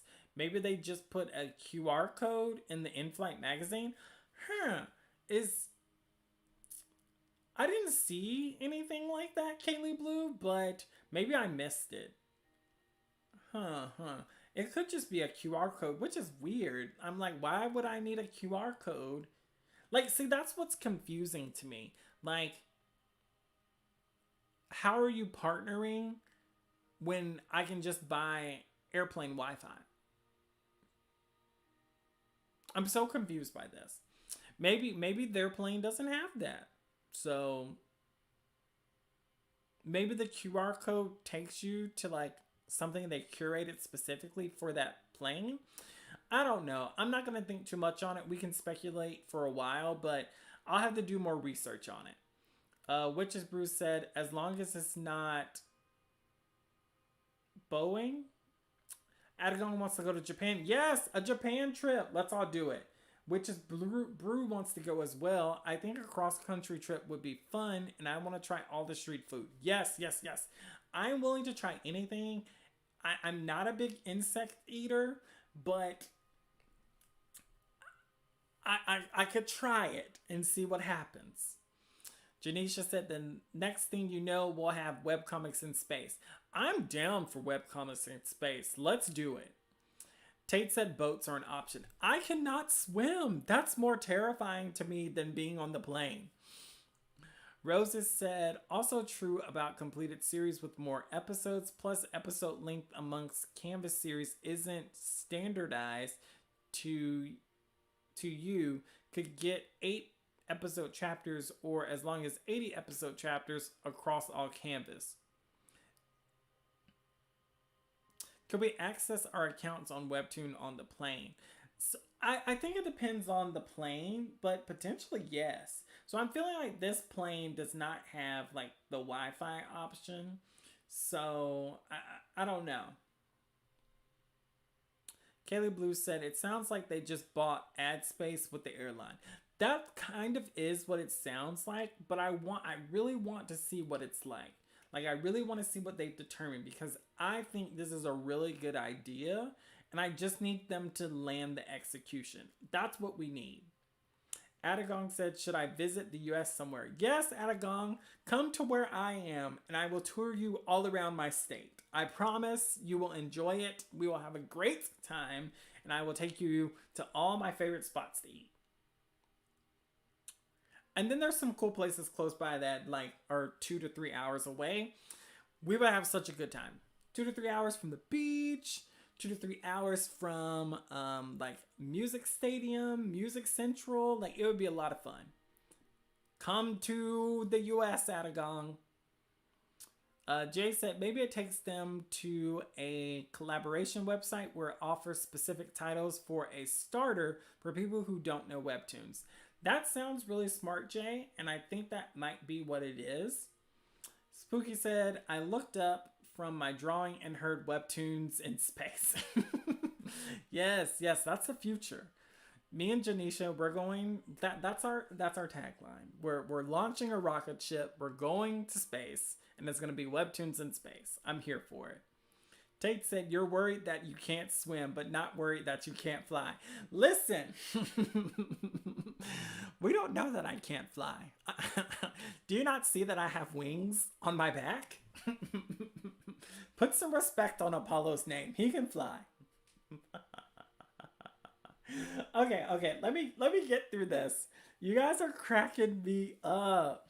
Okay, what? So why did I like this article? I think as a business person, it just really emphasizes thinking outside of the box, thinking about like what future collaborations you can have, how it can work, listening to ideas, believing in yourself, going broke for whatever you feel will be like the best option into like pushing you forward. And I feel this airplane thing is super smart. Like, we don't know if it'll succeed or not yet, but I think it's probably one of the smartest and inventive things that I've seen marketed from Webtoons in a long time. Let's see.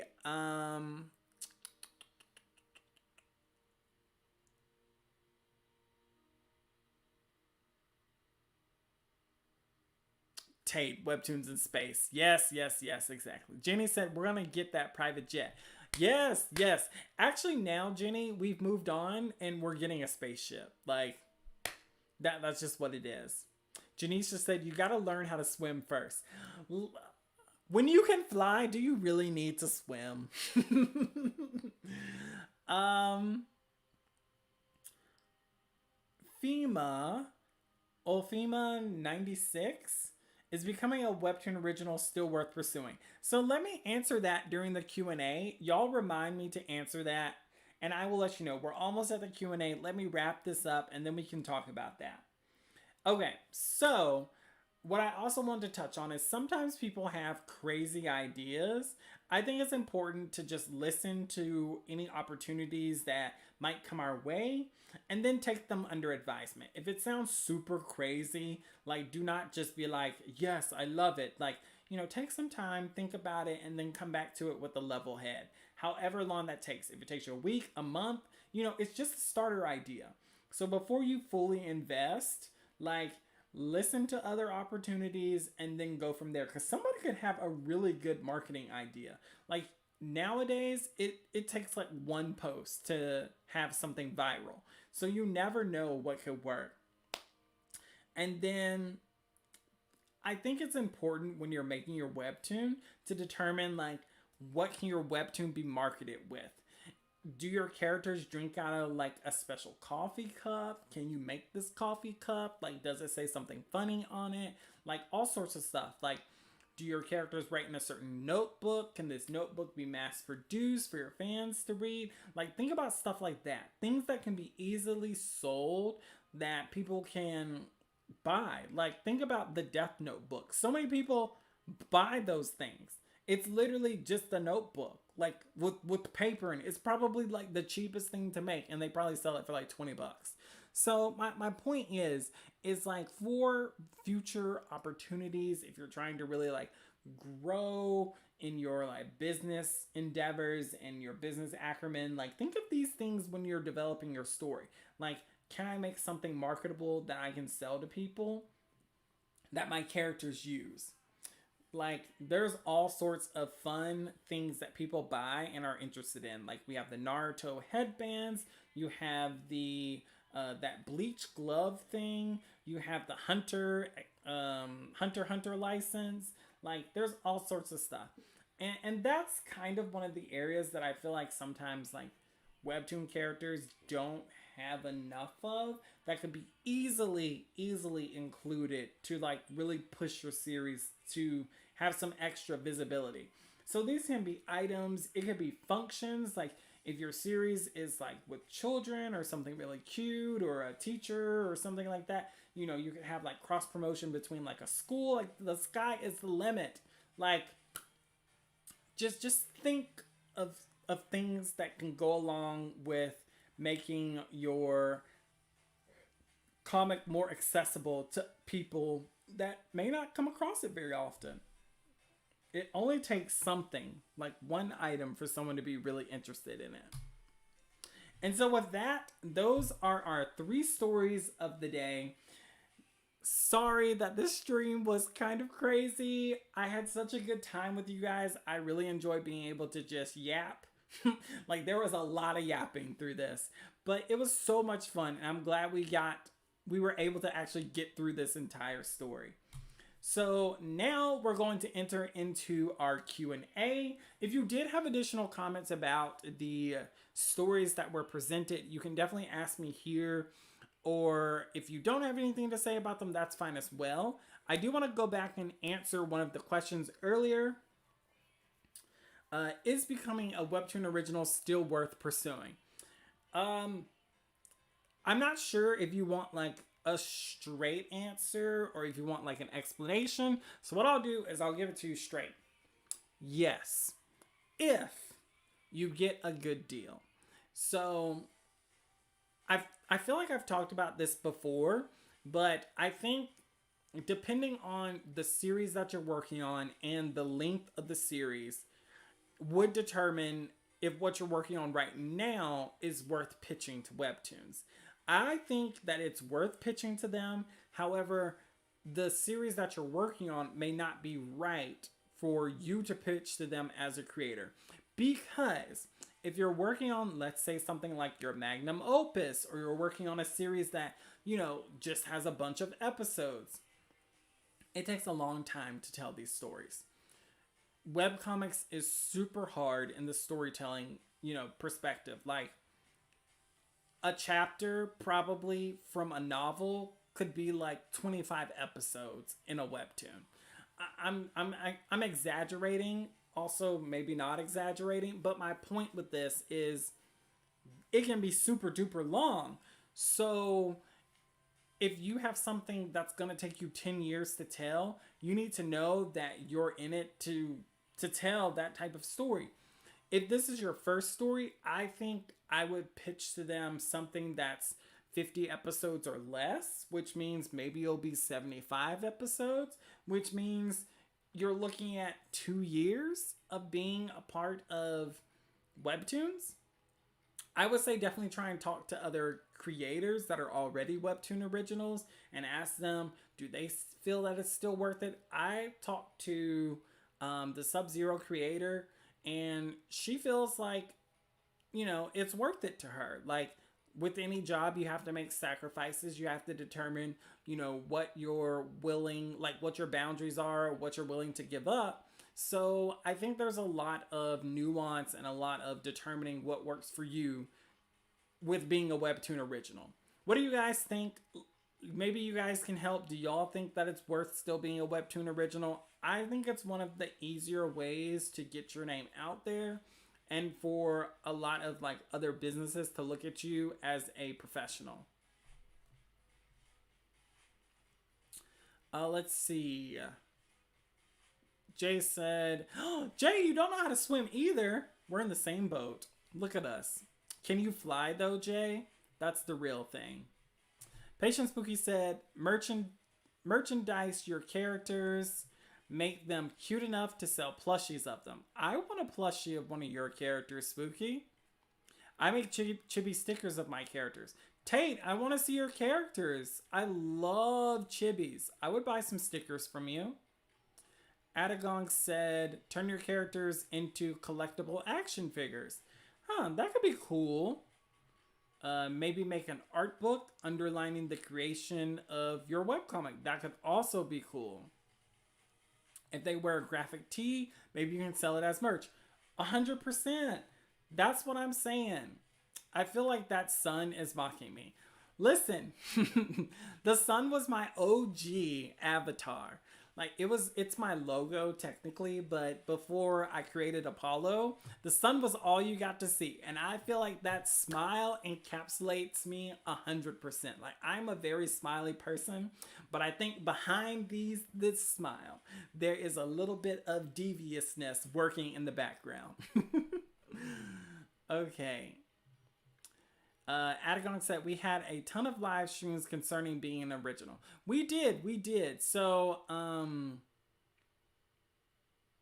if you're interested, you can DM me and I can send you a video that specifically talks about being a Webtoon original. Patient Spooky said, I agree, Adagon. Webcomics are a new market after all, so the business is bound to evolve a lot. Yeah, see, that's the thing. Like, we shouldn't put any limits or any caps on Webtoons just yet. We've got to see how everything develops.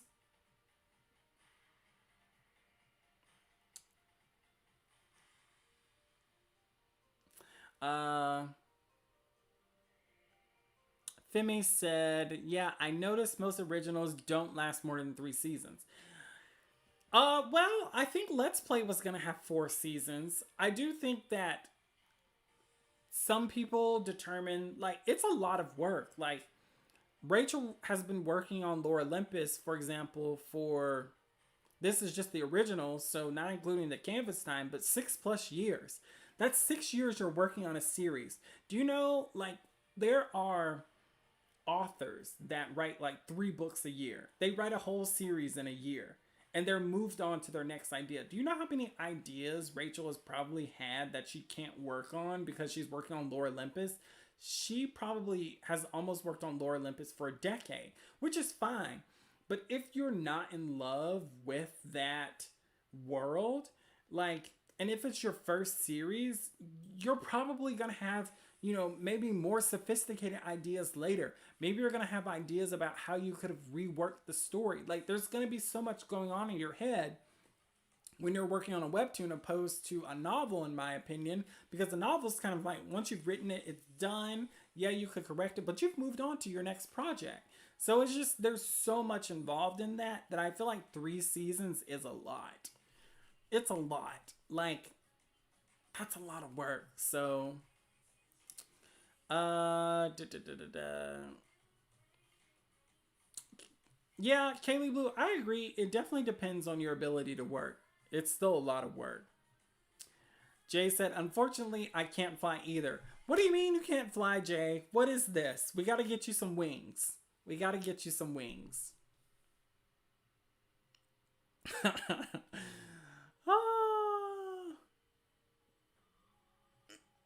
We're in the same boat, LOL. I don't think either of you are in a boat. Listen, you don't know. We could be in a boat. Jay said tote bags too are fun to design with your OCs. Oh yeah, that's actually a really good idea. I love the idea of a tote bag for like that. That's good. That's just a good product to sell. Jenny said, I love fan comics on the Webtoon apps, but I hate when they take them down. But sometimes it works, sometimes it doesn't. Yeah, I do enjoy fan comics sometimes, depending on what it's about and who the characters are. So it just depends. It could be hit or miss. Adagon, how do you write so many books? George R. Martin said to Stephen King. What did he say? What's the punchline, Adagon? We need to know. Patient Spooky, 6 years is a long time. Oh my god, it's really impressive that Rachel has managed to stick with her one idea and finish it. So here's another crazy thing. I was reading Unordinary, it was either this week or last week, and she literally said in her, like, she just wrapped up season 2, and she was saying that we're entering the final season, season 3, and she said that she's worked on Unordinary for 10 years. 10 freaking years. That's insane. That is beyond insane. So I just don't understand. Like, I cannot see myself working on something for a decade. But then again, I think if you really love it, you definitely could. So I guess it's all a matter of perspective. I don't know if I would want to commit to Webtoons for 10 years, but hey, you do what you gotta do. Jay said, we are in a boat, but we have life jackets on. Yes, yes, yes, yes. I'm going to draw Apollo in a life jacket. That'll be my next thing to do for the next stream. He's not going to wear a suit. He's going to wear a life jacket. Hopefully I remember that. Adagong said, I could teach you to swim. Could you now? I would love that. Jay said, also in your opinion, what is the best amount of episodes per season? Because I'm struggling to choose an amount with how much I really want to tell in my story. Ooh, okay. So this would depend on the complexity of your story. I've got to sneeze. Oh my good grief.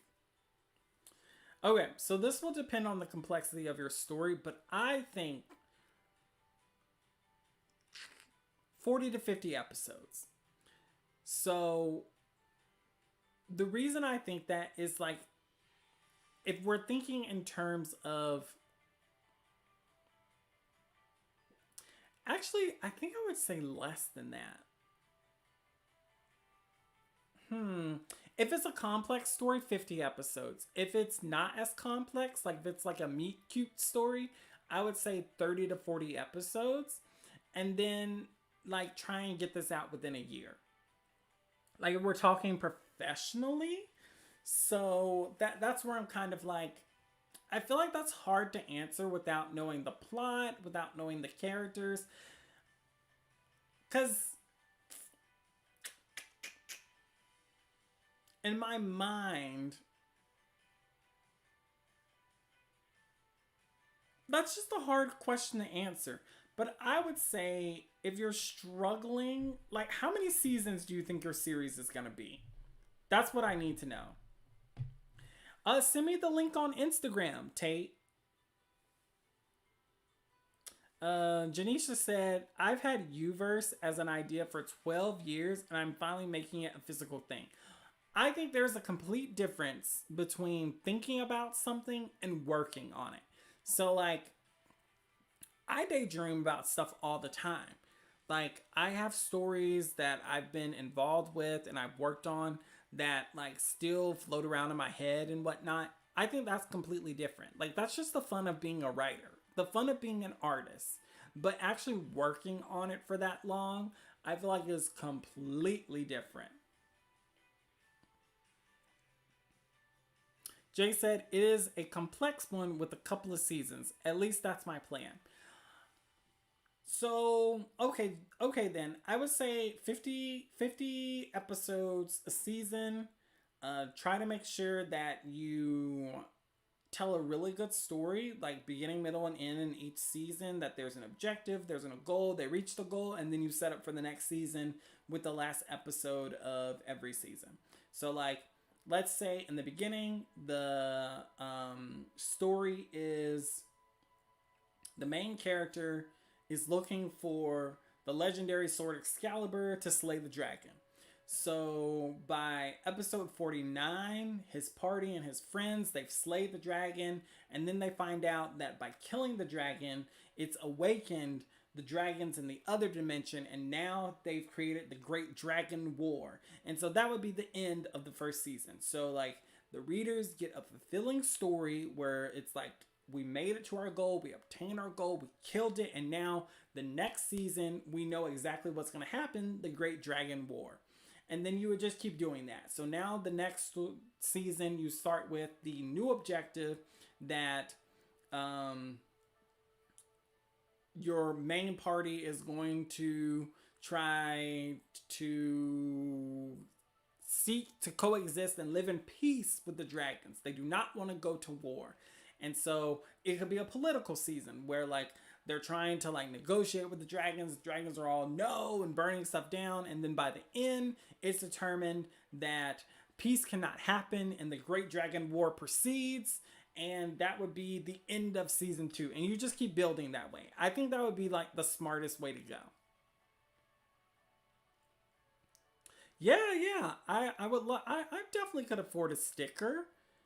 I'm super interested. So Patience Boogie said, don't know if you've answered this already, Apollo, but if you were to start another series, how long would you like it to be? Okay. My plan right now, as far as Webtoons goes, is I want to just keep releasing short stories. So 3 to 5 episodes max. I'm thinking about doing a long running comedy series where it's just 4 panels, that sort of thing. But as far as anything else, all of my endeavors are going to be focused on novels. And I'm hoping that I can turn my novel ideas into Webtoons, either by myself working on them or hiring them out. So I think I kind of want to hire some of them out just to kind of see what that's like. I also want to work on some of them myself to see what that's like. So it'll be an adventure, but I feel like I'll figure a lot of it out. Black Ink Studio, hello, welcome to the stream. We're doing our Q&A. Jay said, yes, so far I have it that way, just like how you said. Thanks for helping. Hopefully you will get to read it one day when it comes out, probably in the next few months. Jay, let us know. I'm hyped. I gotta see the series. We've got to see the series. All right, I think that's enough for the Q&A. So if you have any last minute comments, you can go ahead and, or questions, you can go ahead and say them now before I wrap up the stream. So here is our creator shout out. And so this is for a series. It's called E is for Evil. So it seems super cool. I can't wait to read it myself. Like when I was looking through different followers to determine like what should be promoted, I was like, oh, this looks really cool. All right, so once an ambitious academic, Emma's life took a haunting turn when she became a vessel for an otherworldly force trapped within a mysterious weather anomaly. Now her sole mission is to track down and vanquish the enigmatic sect in a thrilling battle of wills and supernatural forces. Updates every other week. And, of course, if you would like a shout out, please give us a follow and comment your series down below. So that's just out there so you guys, if y'all have an interest. But the series for this creator looks super awesome, and maybe we'll do a dramatic reading for it. I'm very interested to see like a lot of if it takes from mythology. Like I think the weather aspects are really cool, and I just like the design of the character. Like it all looks fun.